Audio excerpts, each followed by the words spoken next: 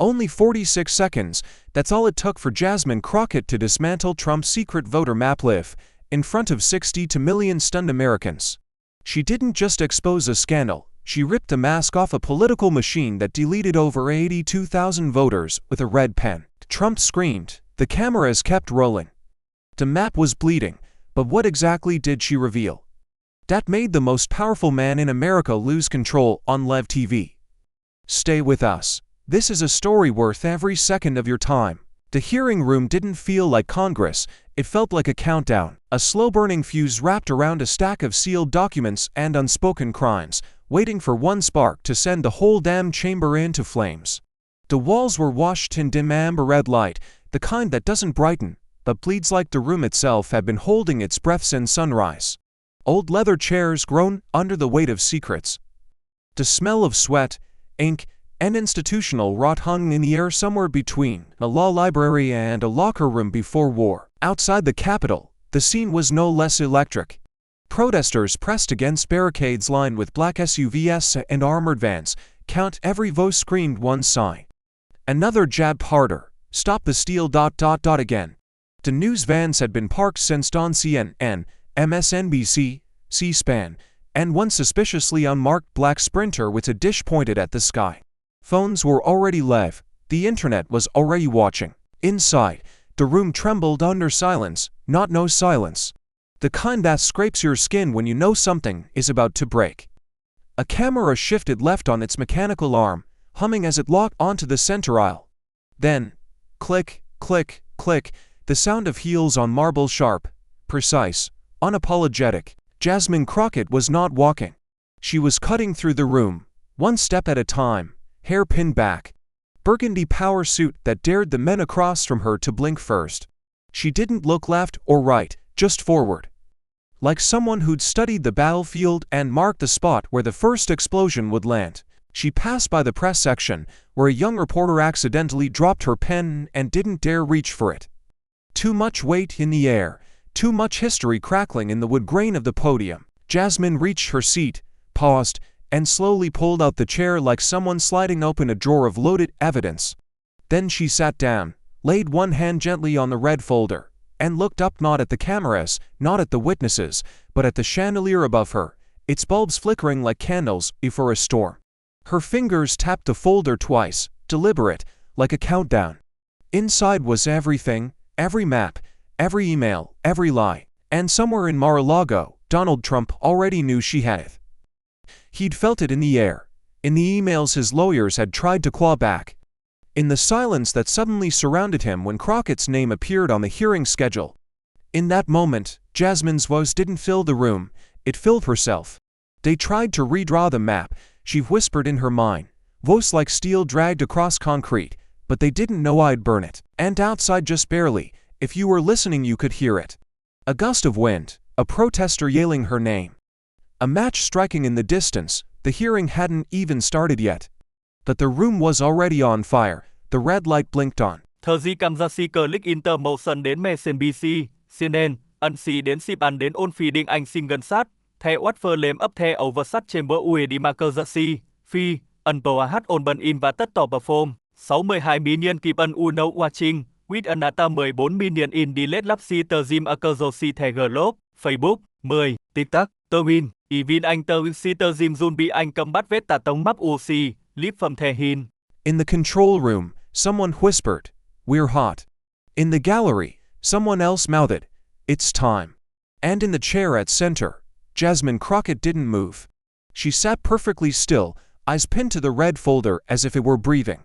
The only signal that she was human not stone was the faint pulse in her neck, timed like a drum in a distant battle. Her silence wasn't restraint, it was loading. A voice cut the air. Joining us now via secure video from Palm Beach, Florida, former President Donald J. Trump.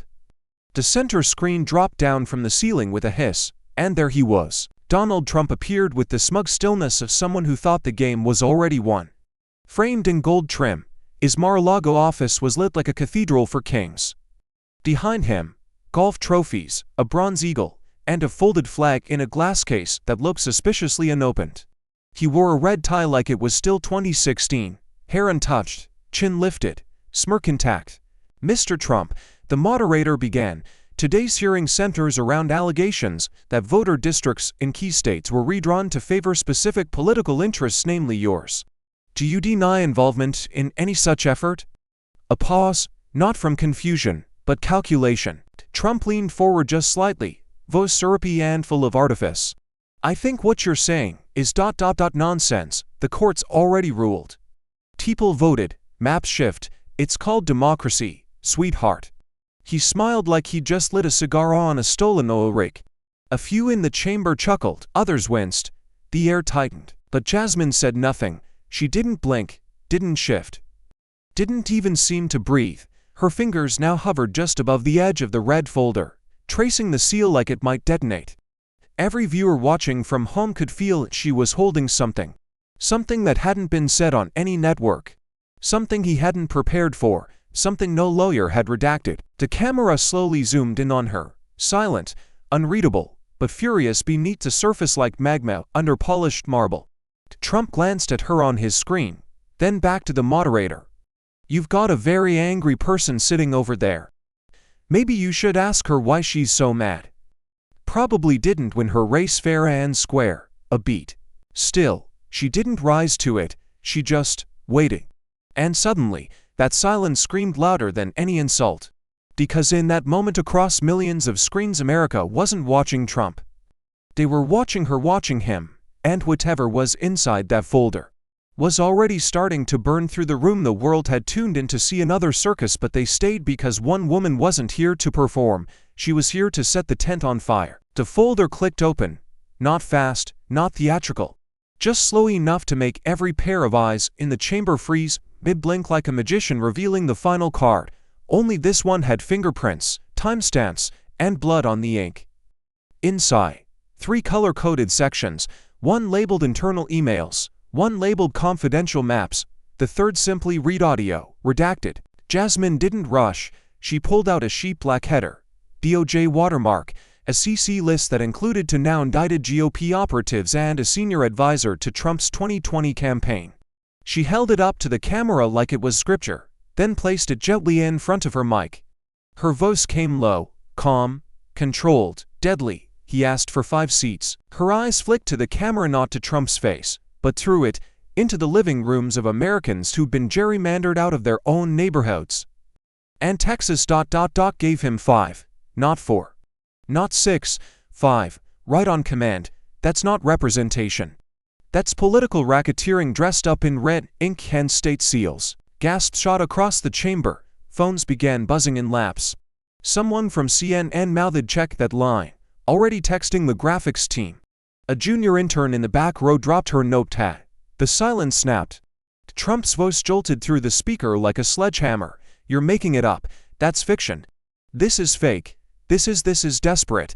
The room turned. Jasmine didn't. She didn't flinch, didn't blink, just shifted her gaze to the center screen, where Trump's image sat, cracked slightly by the compression of bad Wi-Fi and good karma.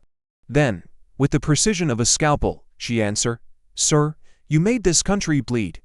Not with guns, not with troops, but with lines on a map. You carved out voices like tumors, and now you call it clean surgery." The temperature in the room changed, not metaphorically, literally. Someone turned off the AC either by accident or on purpose, and the chamber began to sweat. The lights dimmed a degree, shadows stretching under desks like fingers reaching for the truth. Crockett didn't touch another page. She didn't need to. The folder was open now, and so was the wound. Behind her, a junior staffer whispered, "It's happening." She didn't say what. She didn't have to. Everyone in the room could feel it. Something irreversible had begun. Jasmine leaned in, not for volume, but for impact. "You wanted 5 seats. But the cost was 82,391 voters. And most of them, black, brown, broke. You didn't redraw districts, you erased lives." Trump tried to laugh. It came out as static. She reached for the audio transcript, didn't play it. Just let it sit there. A threat not yet unwrapped. The chamber leaned forward, every journalist, every aide, every viewer at home sensing that whatever came next would not be able to be unseen, unheard, or unwound. Then she whispered, almost too soft for the mic, "This folder holds the difference between a democracy and a rigged empire. And you handed it to me when you thought I wouldn't know what to do with it. She looked straight into the lens now. Not with fury, not with fear, with something colder. More surgical, certainty, if the truth in this folder could shake a president. What exactly is in it that made him lose control before she even read the second page? A new screen dropped from the ceiling. It wasn't dramatic, no fanfare, no sound cue. The what it showed made the room inhale through its teeth like a collective wound had just reopened. Infographic overlay. 3 U.S. maps filled the projection: Texas, Florida, and North Carolina. On each, digital red lines flickered like veins drawn by a scalpel. Beside them, before, after snapshots showing how the congressional districts had been sliced, shaved, and rearranged like puzzle pieces designed not to fit but to disappear. A fourth map faded in. It wasn't labeled, it didn't need to be. It was black void-like except for dots of fading white scattered across it like stars dying in reverse. Each dot represented a voter removed, reassigned, or buried inside a district where their votes mathematically no longer mattered.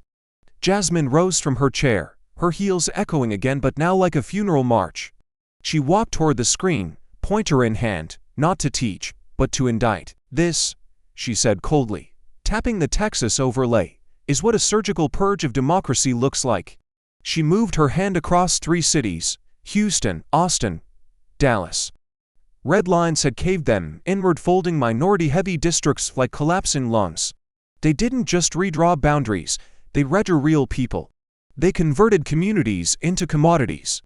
And they did it with the precision of thieves in tailored suits. Click, she brought up voter data spreadsheets, rows and columns scrolling at machine speed, pausing only to highlight names erased from precinct records. Jasmine didn't need to dramatize it, the math did it for her. She spoke each number like a prayer of the condemned. 22,041 removed from Texas 7. 19,887 from Florida 10.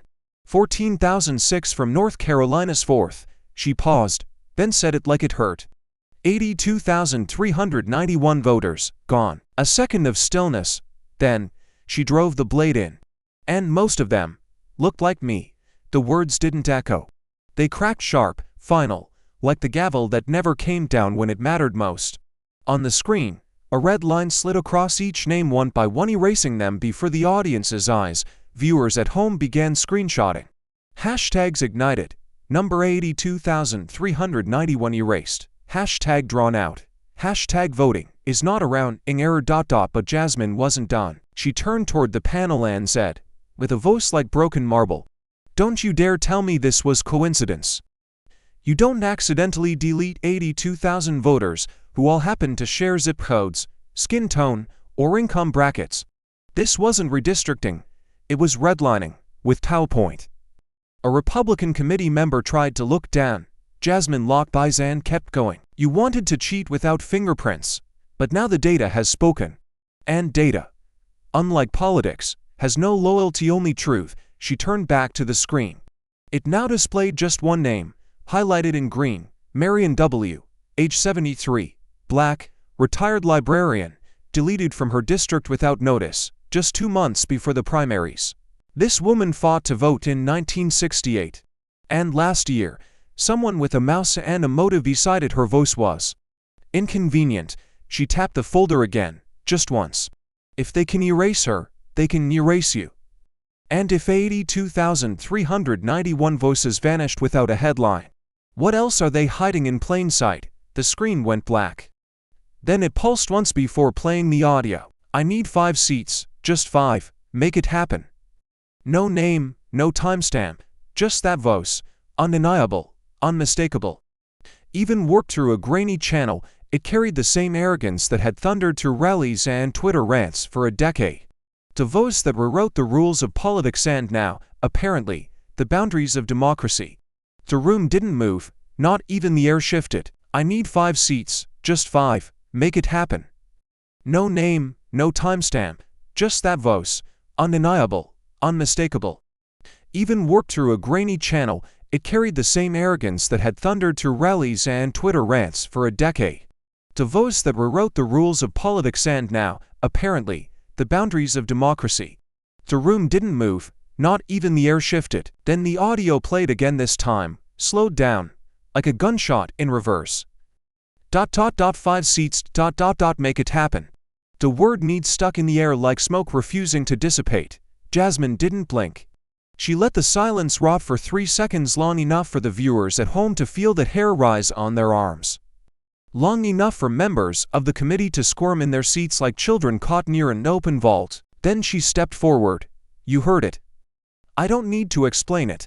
The former president of the United States requested, not suggested, not hoped for, but requested 5 congressional seats. She clicked the remote in her hand. On the side screen, a heat map showing where redistricting took place after the call. 5 districts lit up like infection points: Texas, Florida, North Carolina, Georgia, Arizona, each marked in crimson. And magically 5 seats appear. Like wish fulfillment, like sleight of hand. But this wasn't magic. It was math. It was MAGA math. Gasps, a cough. Someone's phone buzzed and was immediately silenced.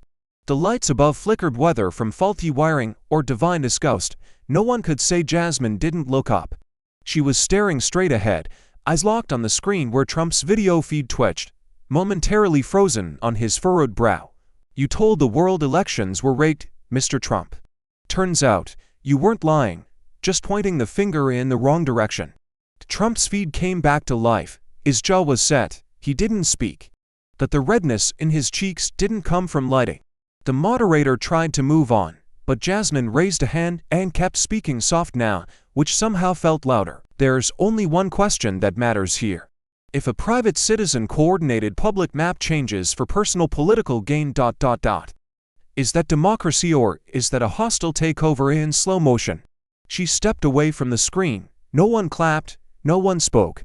Because the numbers weren't theory, they were intent made visible. She tapped the table twice, echoes carrying like knocks on a coffin.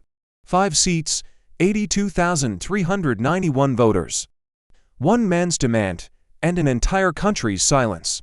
She looked into the lens. Not like a politician, not like a witness. Like someone holding the last intact thread of the system in her bare hands. If 5 words from one man can reshape the entire nation, what else has he whispered that's still waiting to explode? Silence fractured.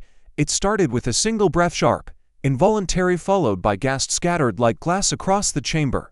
Murmurs ignited like dry leaves. Heads turned. Hands moved under desks. Aides leaned in to whisper, but their voices carried too loud in a room suddenly too small for denial. One man coughed twice loud, rehearsed, trying to pierce the moment and shove it back underground. But the damage was already airborne. The numbers had spoken. The tape had played. The math was real, and so was the motive. A Republican congressman, gray hair, clenched jaw, badge polished for TV, shifted forward and clicked his mic on with the kind of force only panic makes subtle. Madam Chair, I think this is turning into a... But he never finished. Because Jasmine Crockett didn't wait. She slammed her palm on the table so hard the microphone popped. Her ring struck wood with the sound of a gavel dipped in rage. You don't get to erase us and then silence us. Not today. Not with cameras rolling. Not with 82,391 ghosts staring at this room, waiting for anyone to say their names. The chamber recoiled, not because she yelled, but because they weren't used to hearing truth delivered without apology. Her voice didn't rise, it detonated. Behind her, a black congressional aide whispered, "Say it again." Another nodded silently. The moment was no longer political, it was personal, and it was spreading. Trump's screen flickered again. This time not from signal loss, but because someone in his camp was frantically trying to kill the feed. Too late, too loud, to live. Jasmine turned slightly, hands still firm on the desk, and locked eyes with the congressman who had interrupted her. You think this is uncomfortable? Try waking up to find your district gone. Try explaining to your mother why her vote disappeared. Try telling a 73-year-old librarian she no longer exists in your math. The congressman opened his mouth but said nothing, because there was nothing left to say. Another member whispered to a clerk, "Is this being recorded?" The clerk looked at her like she asked if gravity still worked. And then Jasmine did something unexpected. She picked up the folder again, but didn't open it, didn't need to. Instead, she looked to the back of the room where reporters and interns sat, stunned, scrolling on their phones, and raised her voice not for the chamber, but for the country. How many more folders do we need? How many more seats must vanish before this stops? You think this is data. This is displacement with a digital smile. This is genocide by spreadsheet. This is genocide by spreadsheet. The moderator's mouth twitched. A few aides gasped. One Democratic representative quietly reached for her pen with shaking fingers. And then, without breaking rhythm, Jasmine stepped back from the mic. Just one step, enough to give the moment oxygen. Enough to let the weight settle. Her eyes scanned the room. Not with contempt but with clarity. We are not numbers. We are not margins. We are not collateral damage in a red wave fantasy. She turned back to the camera. You want to redraw America? Start by redrawing your conscience, because when political math becomes a weapon, the only question left is this: who gets to draw the last line before the whole country flatlines? She still remembered the sound of the hallway, not the shouting, not the cameras, not even the thunder rolling across Austin's sky like judgment. It was the footsteps. Fast, wet, uncoordinated, the sound of Texas Democrats running, not from a fight but toward a barricade that didn't yet exist. July 12, 2021. They had 90 minutes to get out before the vote. One bill, one move, one floor vote would push through a wave of voter suppression that would bury hundreds of thousands, especially in districts that looked like hers. And so they ran. Rain hit the Capitol windows sideways, sirens blared in the distance, and Jasmine's coat clung to her skin like fear made visible. Behind her, another representative tripped on marble and grabbed her shoulder. She didn't flinch, because that night, fear was not the enemy. Silence was. The hallways were dim, power flickered. There had been rumors the governor might issue warrants. Rumors that the DPS was tracking their phones. Rumors that federal marshals could be activated if they made it to D.C., but no one turned around. At the freight elevator, a junior aide dropped a folder of talking points. Jasmine didn't even glance down. Instead, she pressed the button with the back of her hand and whispered to herself, "We weren't hiding. We were holding the line." And then the doors opened and everything changed. Inside the elevator, she checked her phone. A text from her father. "Don't get arrested for doing the right thing. Get arrested if you stop." The flight left at 3:12 a.m. By 3:17, their names were trending. By 3:33, a headline hit national airwaves. Texas Democrats flee state to block Republican voter bill. But Jasmine hated the word flee. They didn't run, they resisted, on wheels, on principle. With passports, not apologies, she stared out the plane window as Texas disappeared beneath storm clouds. No one spoke. The air smelled like cheap coffee and damp leather. They were lawmakers turned fugitives of democracy. Her heels were soaked. Her conscience was dry. By the time they landed, the governor had called for their arrest, the House Speaker had signed warrants, and Fox News had labeled her an insurrectionist in pearls. She didn't care. Because by 10 a.m., the vote couldn't happen. No quorum, no suppression. For one day, just when they had broken the machine. Now, years later, standing in a congressional hearing room with a red folder full of broken truths, Jasmine saw that moment not as escape, but as premonition. They thought the chamber was theirs, but they forgot who built it. They called it a walkout, but it was never that simple. It was the opening move in a war they thought we'd be too tired to fight. The threat didn't come in a shout, it came in a headline. Cornyn calls on FBI to apprehend Texas Democrats who fled the state. The words hit like a second siren, but this time, it wasn't rain slashing marble or shoes on linoleum. It was federal heat, dressed in legality but soaked in vengeance. By noon, every major outlet had it. Disruption of legislative process, obstruction of state government, warrant-worthy absences. CNN ran a side-by-side. Jasmine Crockett on one screen, January 6 rioters on the other. Except the rioters had Confederate flags and zip ties. She had a copy of the Voting Rights Act in her purse. When the hearing resumed, Jasmine was ready. Her voice cut through the room like a blade sharpened on betrayal. The crowd didn't blink. Neither did she. "Senator John Cornyn wants the FBI to arrest me." She let the words hang like smoke, then twisted them. "Not because I broke a window, not because I threatened lives, but because I protected votes." The gallery shifted. Trump stared straight ahead on the screen, arms crossed, eyes narrowing. One aide behind him reached for their phone. Jasmine leaned closer to the mic, voice cool. but pulsing. Let me get this straight. You want to arrest us for refusing to let a bill silence a generation. But not the men who stormed the Capitol, defecated on the floor of the Senate, carried zip ties and screamed for executions? Someone in the back gasped. A camera zoomed. Another clicked to live stream. A ripple of tension moved through the crowd like static on steel. And Jasmine wasn't finished. She turned toward the screen again, not to Trump this time, but to every senator who had ever weaponized fear behind a tie and smile. You want badges and warrants? Fine. But remember this: we left our chamber to protect democracy. They stormed theirs to kill it. She held her ground. No blink, no waver, no retreat. So if Cornyn's justice means jailing the ones who stood up, then maybe the real criminals are still sitting comfortably in their chairs. Jasmine didn't say anything at first. She stood at the witness podium, one hand on the mic, the other resting lightly on the red folder, as if even now it still pulsed beneath her palm. The room had quieted again, but this time it wasn't tension, it was readiness. Like the air itself understood that something deeply human was about to enter. "Madam Chair," she said slowly, "I'd like to introduce one final voice today." She stepped aside, and from the side door emerged Elena Garvey, 19 years old, Afro-Latina, denim jacket over a thrifted sundress, shoes still damp from the DC sidewalk. Her hands shook. Her steps didn't. The cameras found her face instantly. Not because she was famous, because she was real.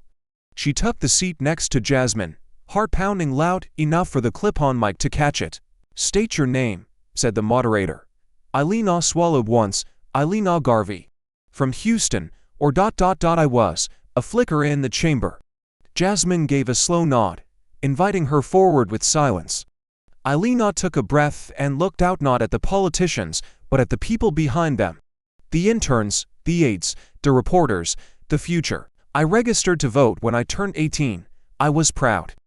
My mom took a picture of me holding the form. I told her, this means something." She opened a folded sheet of paper, her original voter card. It was stamped, signed, still pristine. But next to it, she unfolded a second document, a denial letter. 6 months later, they told me my district didn't exist anymore. They didn't say it was gone. They just said I wasn't on the rolls. That it had been ... merged. She looked up. Her eyes didn't water. "They burned. They didn't delete my name. They deleted my neighborhood." Gasps moved through the room again, but quieter now, deeper. Elena pointed to the red folder. "Congresswoman Crockett found me. I was invisible on paper, but she made me feel seen in person. They told me my voice didn't matter, but she showed me ... it does." She turned to Jasmine, then turned back to the chamber with something more dangerous than anger: conviction. "If I don't matter because of where I live ... then none of this matters. Because the moment you can delete a voter by redrawing a line ... that's the moment you stop being a democracy." Silence. Jasmine nodded once, then faced the camera again. She didn't need to explain anything. Elena had just dropped the kind of truth no statistic could capture. They redraw her district like it was a mistake. So how far would you go to defend a voice they tried to erase on purpose? The room dimmed slightly, deliberately, like even the lighting understood what was about to be exposed. Jasmine Crockett reached into the red folder again, slower this time, not from hesitation, from gravity. Every eye in the chamber followed her hand, knowing this moment wasn't political anymore. It was forensic. "What I'm about to play," she said, into the microphone, "has not been aired on television, nor confirmed by official sources, but the voice print has been matched. The context is clear, and the truth well. It never needed permission to speak." She pressed play. Distorted static. Then a clipped male voice, not Trump, but someone unmistakably in his orbit. Not the kind of voice that held press conferences, the kind that ran war rooms in the dark. "We've identified 6 target districts, 4 in Texas, 1 in Florida, 1 in Arizona. We believe, with surgical adjustments, we can reconfigure them without triggering a Voting Rights Act review." Pause. Trump said 5, but we can over-deliver. The audio clicked off. Just that, no names, no dates. Just intent, naked and unapologetic. The silence afterward wasn't quiet, it was choking. Trump's face, broadcast on the overhead screen from Mar-a-Lago, remained still for a heartbeat too long. Then his mouth twitched, and he unmuted. I never authorized that. I don't even know who that is. Jasmine tilted her head like she was studying an animal that had just tried to escape its own shadow. No, that wasn't your man. That wasn't your strategy. She stepped closer to the mic, but her voice dropped lower, more lethal. Then why were the exact 6 districts from that call? The same 6 that were surgically redrawn within weeks. Why did the data follow the whisper? And why did no one stand up and say, "Stop, this isn't right"? Trump shifted, visibly sweating now. An aide passed behind him and tried to hand him a notepad. He waved it away. Jasmine's tone sharpened, not louder, just deadly clear. See? Here's the thing about corruption. It doesn't always wear a name tag. Sometimes it just wears silence. Gasps. Someone whispered. She said it, but she wasn't done. You don't need to sign the memo if everyone already knows what you want. You don't need to send the email if your people know how to read your nods. And you don't need to say erase them when you've already taught them who matters and who doesn't. Trump opened his mouth, then closed it. She turned back to the committee, not for validation, but for confrontation. You built a machine. You didn't need to drive it. All you had to do was let it run. So maybe you never said erase them. But your silence was the green light that told the whole system to pull the trigger. It happened fast, like most cracks in power do. 1 second, Trump's face was stone. The next, it fractured into fury. She's a liar, a fraud, a low-IQ fake. His voice burst through the chamber speakers like a pipe had ruptured somewhere in Mar-a-Lago. His hands flailed just off-screen. The camera caught part of a desk lamp shaking, papers flying. One aide leaned in to kill the feed. Trump shoved him out of frame. You think this woman speaks for anyone? She's a joke, a disgrace. She doesn't belong in this building, hell. She doesn't belong in this country. Gasps cracked through the gallery. A woman in the 3rd row clutched her chest. A network anchor mouthed, "Cut the audio," but the producer didn't move. The room was no longer watching a man defend himself. It was watching himself destruct. And Jasmine, she didn't even shift in her chair. Her eyes stayed locked on the screen, cold, precise, unreadable. Her hand slowly reached for her mic. She didn't interrupt. She let him finish. Let him burn the rope he was standing on. Only when his voice dropped out static, breathless, tangled and bile did she lean forward. And when she spoke, it wasn't loud.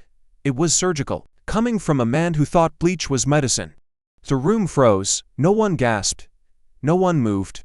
It was the kind of silence that comes after a car crash when you're still waiting to see who walks out. The moderator shifted in her seat, lips parted slightly. A camera zoomed, catching Jasmine's profile as the corners of her mouth curled not into a smile, but something colder, or reckoning. Her voice was steady, but beneath it ran a current of grief, fire, and precision. You can call me anything you want, fake, liar, low IQ. But the truth has never needed credentials from the corrupt. And I will not be shamed into silence by a man who weaponized ignorance like it was policy. Trump stared back through the screen, but he wasn't shouting now. He was blinking, frozen. The silence swallowed him. You buried facts, you mock science. You turned a virus into a punchline and a presidency into performance art. Then she leaned in, just an inch. So don't you dare call me fake. I'm the answer to a question you were never smart enough to ask. The room breathed again, but slower now, deeper, like the air had gotten heavier. Trump remained on screen, but now pixelated, diminished, shrinking in real time. A tech on the floor whispered, "We just hit 72 million live views." Jasmine didn't flinch. She looked into the camera, not for drama, but for documentation. He shouted to bury the truth. But all he did was dig the hole deeper and forget she was holding the shovel. The screen froze. Trump's face pixelated into a blur, mouth mid-scream, eyes locked in a flicker between defiance and fear. The tech team tried to adjust the fee. The room didn't care. Because in that moment, Donald Trump was no longer the center of attention. Jasmine Crockett had already stood up. She didn't rush, no sudden movements. Just quiet, deliberate steps toward the front of the chamber. The echo of her heels had returned, this time louder, sharper, like a countdown no one could stop. The red folder was still in her hand, but it now looked less like evidence and more like a weapon wrapped in truth. The room leaned forward. Even the cameras stopped tracking the screen and began turning back toward her. Not because the script said so, because the air had shifted, and every instinct screamed, "Watch what she does next." She stopped center stage beneath the flags, the microphones, the towering wood panels carved to look impartial. "He wanted to build a wall," she said. "Low but sharp enough to slice marble. A wall to keep people out. I'm here to build a map. That includes every last one of us." She turned slowly to face the entire committee, then the gallery, then the lens. Because democracy isn't about walls, it's about windows. About seeing every single American where they stand, and making sure they're counted. Behind her, one aide stifled a sob, another pressed record on their phone, not to post but to remember. "You erased us with pens, with maps, with boundary lines drawn like nooses." She opened the red folder again, holding it up not just as evidence, but as a mirror. "And this is your reflection, the deals you made in the dark. The emails you buried under confidential, the voters you buried under silence." She walked forward again, closer now, toward the committee bench, not with threat, with precision. "With prophecy, you called it strategy. I call it surgery, done without anesthesia on the soul of this country." A Republican member tried to interrupt. She raised a finger, not a hand. A finger, and the entire chamber stopped. "Don't. Not today. Today you sit, and you listen. Because for the first time in a very long time, the ones you ignored have the mic." The silence in the room was no longer tension, it was submission. Trump's feet blinked once more, frozen now in what looked like defeat, or something worse, recognition. He realized the room wasn't his anymore. It hadn't been for a while. Jasmine's voice softened, but it struck deeper than any shout. "You wanted panic, then watch what happens. When truth doesn't flinch, because when power finally panics, it's not the screams we remember. It's the quiet voice that stood in the fire and refused to burn." Jasmine Crockett didn't raise her voice. She didn't need to. The chamber was already trembling in the silence left by truth. Trump's video feed had returned, but he now sat farther back in his chair, arms crossed, eyes darting between screens like a man watching his own grip slip pixel by pixel. Jasmine opened a manila envelope, worn, creased, heavy with ink and urgency. She held up the first page. It wasn't from a senator. It wasn't stamped with a seal. It was handwritten in thick black marker, every word pressing through the page as if the author needed to be felt just as much as read. "Dear Congresswoman Crockett, I clean floors at the Dallas Municipal Building. I got removed from the rolls after voting in every election since 1984.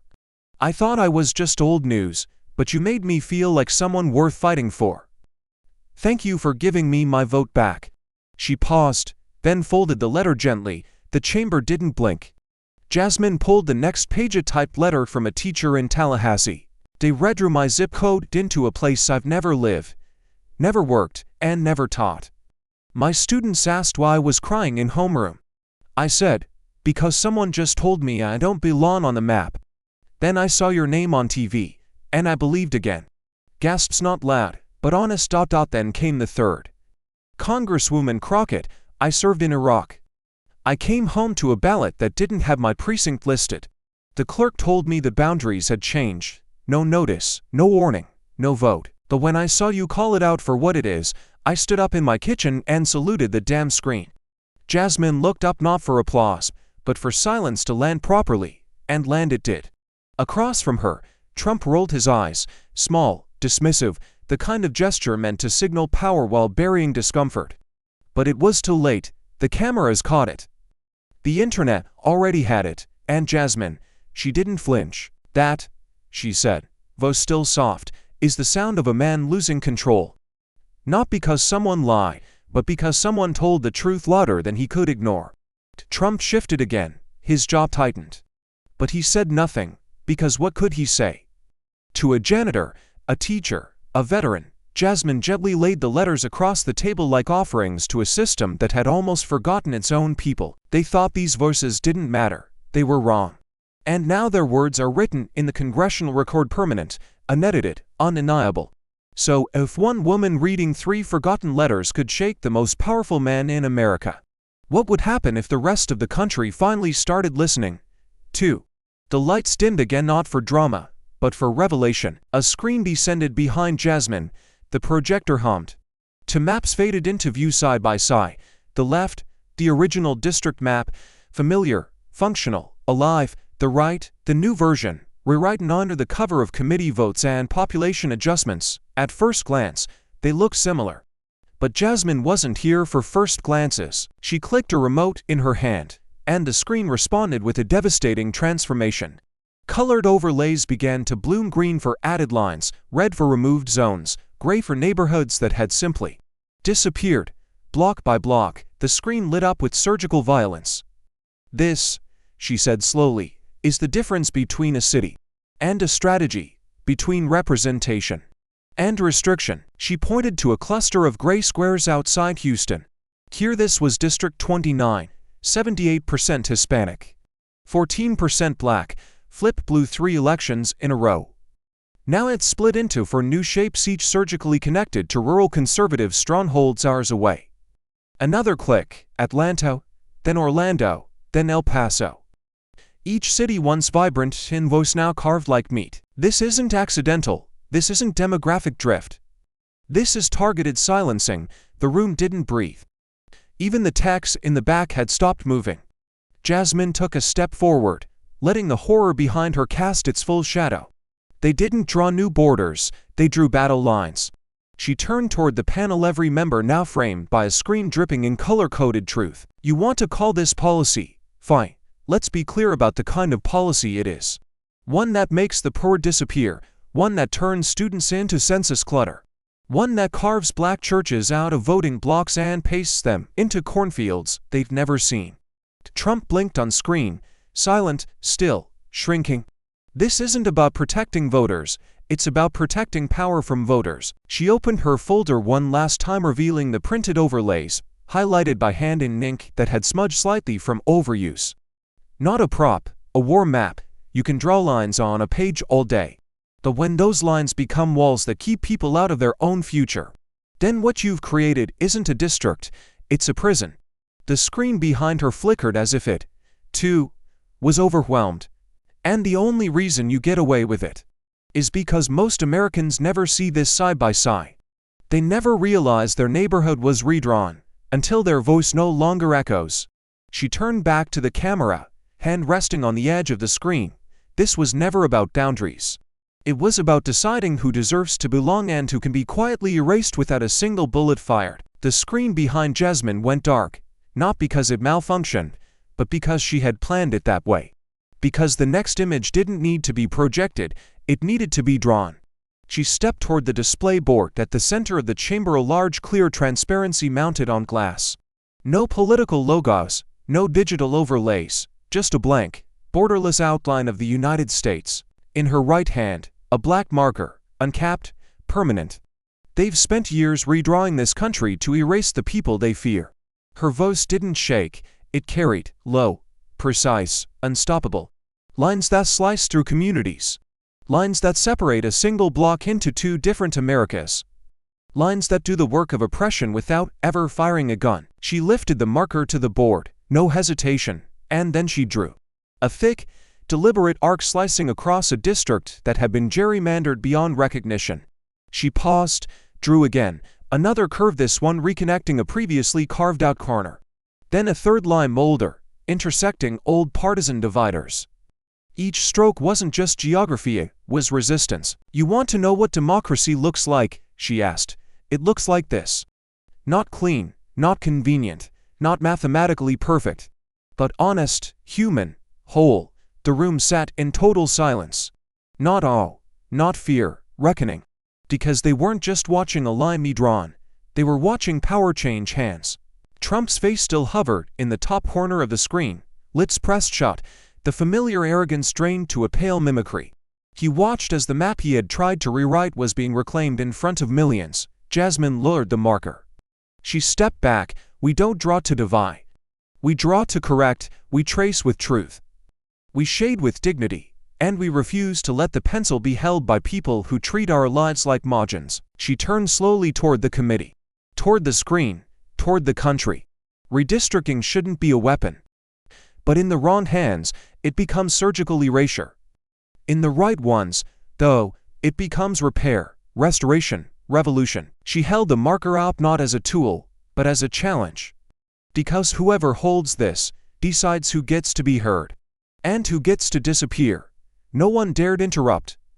Even the camera operators held steady, as if afraid to breathe. Her voice dropped for the final blow. We've lived too long under lines drawn by fear. It's time we start drawing with justice. And this time we're not asking for permission. If lines define who we are, then maybe the most dangerous question left is who gets to hold the pen next. The sound came first, a fist, a desk, a microphone cracking under pressure. The screen showing Trump jolted mid-frame, then froze for half a second as the audio caught up with the violence. A heavy slam, static, then his voice distorted, snarling, no longer crafted for TV or voters or spin. You people are sick, manipulative. This whole thing's a setup. I built this country. He slammed the desk again. The camera trembled as a lamp behind him toppled out of frame. Aides rushed in too slow, too late. One leaned in to cut the feed. Trump shoved him aside with a guttural "Get off me." On the live stream counter, the viewer count exploded, 81 million, climbing. Inside the chamber, no one moved, not the committee, not the press, not the staffers who'd spent weeks preparing statements that now felt irrelevant. The only thing still breathing in the room was truth, and it had finally outpaced power. Jasmine didn't flinch. She stood with her hands folded, the red folder now closed and resting at her side like a case file on a man already judged. She watched Trump unravel, not with satisfaction, but with clarity. The kind of clarity that only comes when fear stops hiding behind slogans. "There," she said quietly, voice steady as steel, "that, America, is the sound of fear." The screen flashed as Trump barked off camera. Something about traitors, something about ratings. But the more he shouted, the smaller he became. Rage had turned into static, presence into glitch. Jasmine took one step forward. The louder he screams, the more we know we're close to the truth. She turned to the committee, to the audience, to the country. He's not panicking because I lie. He's panicking because I read the receipts. Because I showed you the maps, the emails, the missing names. Because for the first time, he can't buy the silence, and he can't redraw the facts.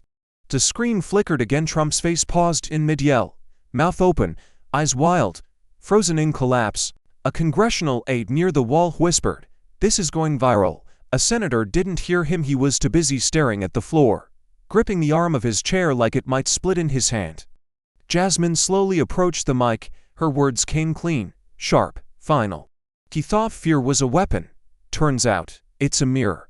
And right now, the whole world is watching a man look into it, and not like what he sees. The room said nothing, because it didn't have to. The meltdown wasn't a moment. It was a confession, live, raw, uncoached. He didn't break because of the folder. He broke because for the first time truth refused to look away. He didn't storm out. He stood slowly, like the weight of the last 2 hours had finally settled in his spine. The room didn't notice at first. All eyes were still fixed on the screen, where Trump had frozen mid-screech, his rage pixelated and impotent.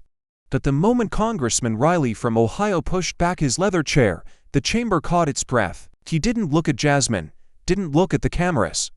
He just left silently, past reporters, past colleagues, past the portrait of Lincoln that hung like a warning above the rear exit. The door didn't slam behind him, it clicked, final. On the dais, another lawmaker, a senator with a lapel pin shaped like a cross and a pre-written speech titled Integrity in Redistricting, looked down at his notes and tore them in half. No grand gesture, no eye contact, just a quick tears under the table, like he could shred his own complicity if he moved fast enough. The sound wasn't loud, but it was unmistakable. Jasmine watched it happen. She didn't smile. She didn't gloat. She just waited. Like a surgeon watching the anesthesia finally set in. One heartbeat, then another. Then she looked directly into the camera, not for attention, but for record. You stayed quiet while they stole votes. You looked the other way when they turned the vote into a weapon. And now you want to leave like your hands are clean. Her voice didn't rise, it tightened, each word cutting cleaner than the last. Silence is not neutrality. Silence is endorsement in a suit. A ripple moved through the gallery. Aides fumbled with papers, a reporter dropped her pen. But Jasmine kept going. You don't get to pretend you didn't hear the audio. You don't get to act like you didn't see the maps. You don't get to walk out of this room and pretend democracy wasn't bleeding on your desk. She paused, not because she was done but to let the guilt land. Another lawmaker, a freshman from Georgia, removed his earpiece and placed it flat on the table, hands shaking. Across the aisle, a senior staffer closed her laptop and stared at the floor. The silence wasn't absence, it was indictment. Jasmine stepped back, let her breath settle, and then delivered the line that didn't just cut the air, it rewrote it. Power can lie, fear can scream, but silence. Silence is what evil sounds like when it wears a flag. She stared down the lens, as if daring the audience, daring the country to pretend it hadn't just witnessed the fracture. So if you chose silence while they drew the mat, don't be surprised when history draws the line through your name. The screen flickered, then shifted. But inside Trump's head, there was no shift, only collapse. For the first time in years, he wasn't surrounded by applause. There was no rally chant, no Fox headline to spin, no aide whispering, "We've got this." Only static. "They're watching me fall," he thought. Not the media, not the Dems, the people. The janitor, the teacher, the veteran. The voters he never imagined would matter now had faces, voices, rage, and worse, receipts. He stared at the frozen feed of his own face, twisted in anger.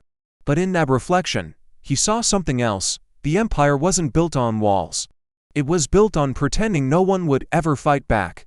And now, they were, one woman, one folder, and 82,391 ghosts he couldn't outyell. A digital countdown clock appeared on the lower right-hand corner. 0:46, it ticked backwards, deliberate, unforgiving, each second pulsed like a heartbeat. No one explained why the clock was there. They didn't need to. Jasmine stepped forward, red folder in hand, her voice low and surgical. "This is the final page." She unfolded it slowly, as if unsealing the last layer of a lie wrapped in confidence. The paper was plain, no letterhead, no signature, just an internal campaign email. But the words screamed louder than any broadcast ever could. She lifted it to the camera, then began to read. "Make sure we win 5 seats, don't care how. Push the redistricting through. Use their data, bury the audits, get it done. If they call it rigged, call it revenge." Darun gasped like someone had pulled the oxygen out. The letter wasn't signed Donald Trump, but it didn't have to be. His fingerprints were all over the phrasing. The clock read 0:35. Jasmine stared at the screen where Trump's face remained frozen in manufactured confidence, still live, still streaming, still watching himself unravel. Then, behind him, Movement 10 aides scrambled toward the control station, whispering, frantically pointing. Trump leaned off screen, hissed something no mic could catch, and reached for the console. 0:29. He moved to log off.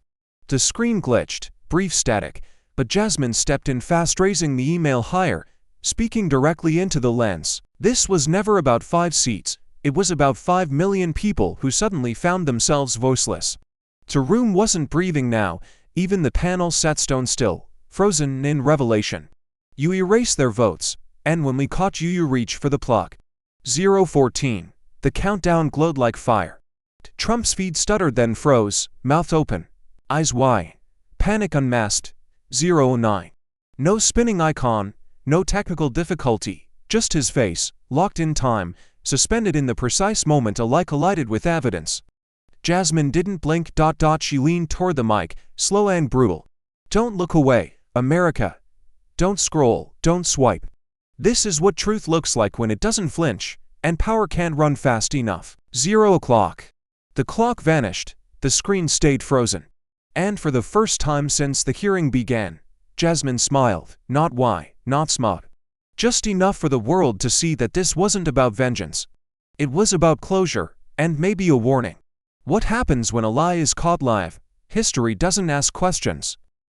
It presses play and lets the whole damn country watch. The chamber was silent now, no gavel, no shouting, no countdown clock ticking toward confession. The feed was still live, but the seats were empty. Trump's face had long disappeared, cut mid-freeze, a symbol reduced to static. His aides gone, the cameras unmanned, the reporters scattered like exhausted ghosts in the hall outside, their notepads full, their legs unsteady. Even the panel had recessed, officially citing procedural exhaustion. But Jasmine Crockett never moved. She stood alone in the center of the floor, under lights that had dimmed not from design, but from exhaustion, like even the room had witnessed too much truth into little time. The shadows were longer now. The air cooler, everything stripped bare. Her heels echoed as she stepped forward, no audience left, no microphone on.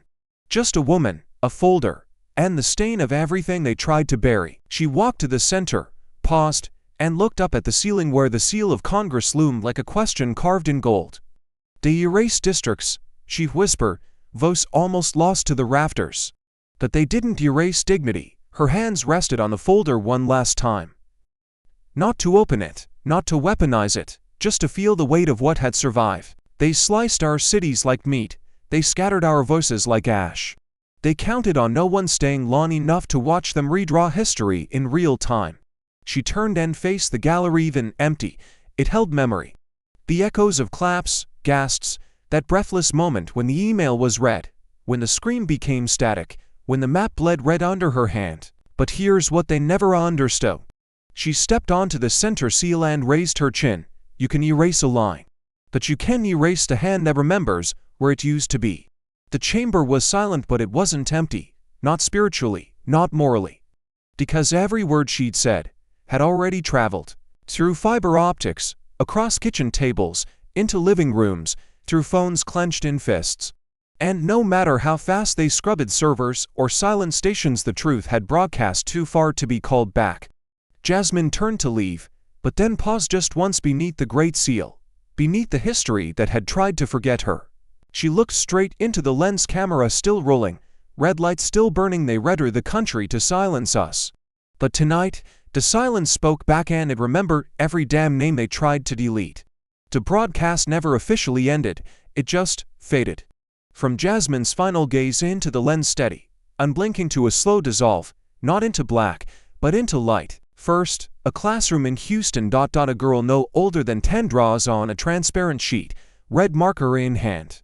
Her teacher doesn't stop her when she ignores the textbook map. Instead, she leans in closer. Cut to El Paso, a group of boys huddle over a blank county outline. They argue not over borders, but over names. Who gets listed, who was erased. One beau circles a name in bright blue and says, "My aunt lives here." She votes, "We keep it." Cut to a high school gym in Dallas. Rows of students sit at fold-out tables, laptops glowing. A banner hangs overhead. Civic Literacy Day. Draw your district, claim your voice. The room isn't loud. It's focused. You can feel the quiet power rising like heat. And then, in a tight frame, her face older now, but unmistakable, Elena Garvey steps into the camera view. She wears a congressional intern badge. Her expression is calmer, sharper, not afraid. She walks through Capitol corridors with a stack of red folders tucked against her side like armor. She passes a group of men in suits. They glance. She doesn't flinch. She opens a door. Jasmine Crockett's name is on the plate. She enters, hands her a folder. Jasmine smiles, proud, but she doesn't speak. Instead, she turns to the camera one last time, lifts a marker from her desk, and holds it up not as a prop, but like a baton. To the next girl holding a marker, she says, her voice low but razor clear. Draw boldly, because the line you trace might be the one that saves someone else's voice. They read her the map. We rewrote the meaning. And now the pen is ours. The screen fades to black. A soft hum builds, then, light. Jasmine Crockett stands alone, not in a courtroom, not in Congress, but in front of a blank wall, white, raw, silent. The frame is tight, no flags, no podium, no distractions, just her eyes. Eyes that have seen laws twisted into weapons. Maps turned into silencers, young girls told to sit down. Voters scrubbed from databases like typos. She doesn't blink. If your vote can be erased with the stroke of a pen, she says slowly, maybe it was more powerful than they ever wanted you to believe. Cut to flashes, quick, jarring images. A trash can of shredded ballots, a closed door marked access denied. A red dot moving across a digital district map, and then vanishing, back to Jasmine. They didn't delete your vote because it was weak. They deleted it because it wasn't. Because it could change something, because it could change them. She pauses, a subtle sound, the heartbeat of a nation, amplified. You were never too small, they were just too scared. That's the truth they hope you'll never realize. That's the fight they never wanted televised. Cut to black again, but her voice continues low, unflinching. So the next time someone tells you your voice doesn't matter, ask them why they worked so hard to erase it. Now the frame widens. Behind her, a translucent map glows on the wall, not red, not blue, just white lines still being drawn. She turns slightly, lifts a marker, places the tip on the map. They drew their lines in fear, she says. We redraw ours in courage. Final frame. The marker moves slow, deliberate. A new line, then freeze. Text fades in. What line will you draw? In a world where power redraws borders to silence voices, courage means ticking up the pen and drawing anyway. Jasmine Crockett's fight reminds us that silence is not neutrality, it's surrender. Your vote, your voice, your line on the map matters more than they'll ever admit. When systems try to erase you, it's proof you were never invisible, you were a threat. So here's the question: if the map of your future was vanishing, who would you speak for? And what line would you dare to draw? Tell us in the comments, make your mark count. Thank you for watching until this moment and for standing with us on this journey for justice. Your support means everything. Like, subscribe, and turn on notifications so you never miss what's next. And we'd love to hear your thoughts. Leave a comment below and let us know what moved you most in this story. Together, our voices make a difference.